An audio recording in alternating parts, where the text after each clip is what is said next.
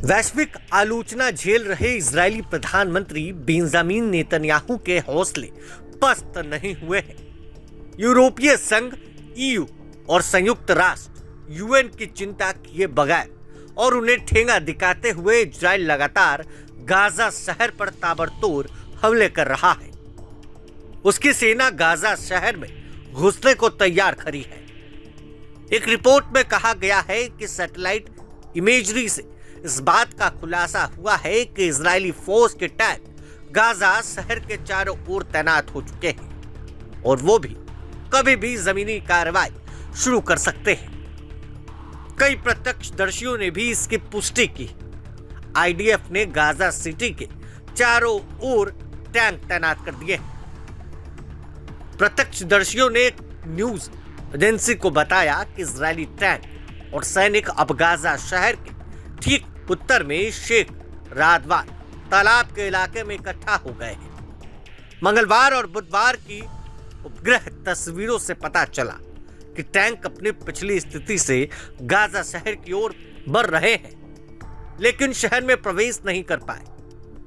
इसके अलावा बख्तरबंद गाड़ियां इजराइल से लगती गाजा की उत्तरी सीमा पर जिनके क्रॉसिंग की दिशा से लगभग 2 किलोमीटर अंदर चली गई।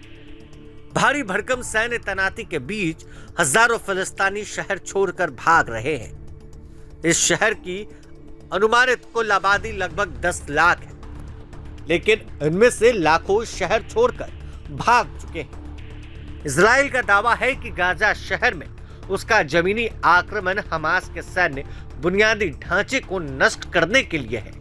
एक रिपोर्ट में कहा गया कि इजरायली सैनिक और टैंक बुधवार को गाजा शहर में भीतर तक घुस चुके हैं।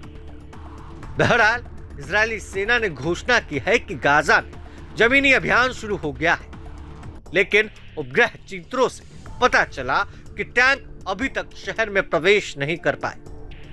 बड़ी बात यह है कि इजराइल का यह नया अभियान अंतर्राष्ट्रीय निंदा और संयुक्त राष्ट्र व अन्य संगठनों की चेतावनी के बावजूद जारी है। ईयू ने एक दिन पहले ही इजराइल पर गाजा युद्ध के कारण नई टैरिफ और प्रतिबंध लगाए। दूसरी ओर संयुक्त राष्ट्र ने भी चेतावनी दी है कि इजरायली हमला पहले से ही गंभीर मानवीय संकट झेल रहे गाजा को और तबाह कर देगा। यूएन ने गाजा के कुछ हिस्सों को आधिकारिक तौर पर अकालग्रस्त भी घोषित कर दिया है। मंगलवार को एक स्वतंत्र संयुक्त राष्ट्र जांच ने पहली बार ऐसा निष्कर्ष निकाला कि गाजा में इजराइल नरसंहार किया। हालांकि इजराइल ने इसका खंडन किया है। इस बीच फिलिस्तीनी स्वास्थ्य मंत्रालय ने कहा कि पिछले 24 घंटों में गाजा में 58 लोग मारे गए। वहीं कई इजरायली सैनिकों की भी मौत हुई है। इससे युद्ध शुरू होने के बाद से मरने वालों की संख्या 65,000 से अधिक हो गई है। दूसरी ओर भयंकर तबाही का मंजर गाजा में देखने को मिल रहा है। वहीं 85 फिलिस्तीनियों की मौत की भी खबर है। लाखों लोग अब गाजा छोड़कर जा रहे हैं।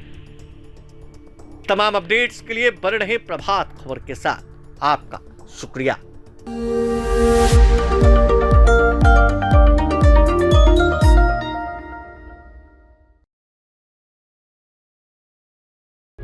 प्रभातखबर.com, विश्वास वही, रफ्तार नहीं।